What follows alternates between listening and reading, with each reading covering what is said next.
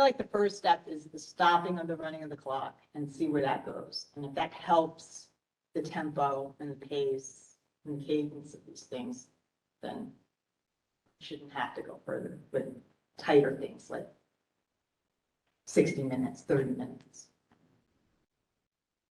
Well, Madam Superintendent, you're looking at me. I am not in favor of any of those. So personally, I have been an advocate for and I recognize we're all human, we have jobs, we want to go to bed at night.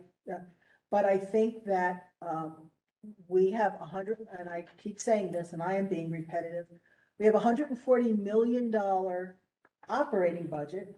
We have over $100 million in debt. We ask people every day to go to work to pay the taxes so we can have the facilities, we can have the education, we can have the employees. We have almost 1,200 employees. And I believe that we ask them for a lot and they're asking us for very little in that evening. I know it's difficult. I have changed jobs, so I have to get up very early as well. But I think that our democratic policies and our democratic protocols really require the respect we should show. Now, to the point where, and I've heard this in municipalities, I've heard this in like all the places that you've spoken of, to the point where things are repetitive. If one person comes up and says that they disagree with something, out of all the people, we might not give it as much weight. We may, because we would like to listen to everybody.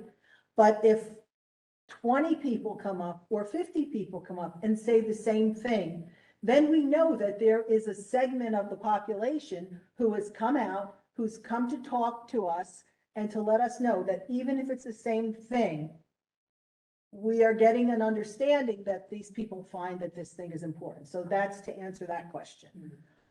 In terms of school boards and I try to adhere to school board policy, and I certainly respect our attorneys, but given my experience with municipalities and the nonprofit I belong to, a lot of municipalities do not comply with the actual Open Public Meetings Act nor the Open Public Records Act on a regular basis. Our nonprofit did at least 2, and I don't know when the last one was done, it was probably a while ago, studies that actually prove that municipalities are not adhering to the Open Public Meetings Act. And for goodness sake, it's our democracy at stake here.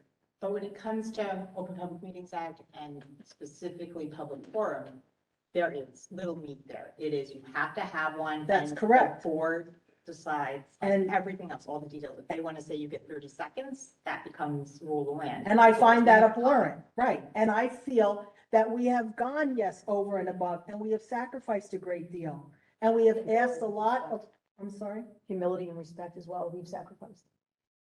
Yes. I And was just making a comment, thank you.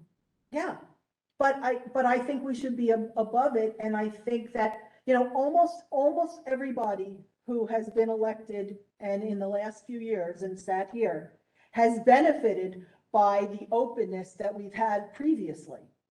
And now to say we're changing the standard because it's uncomfortable,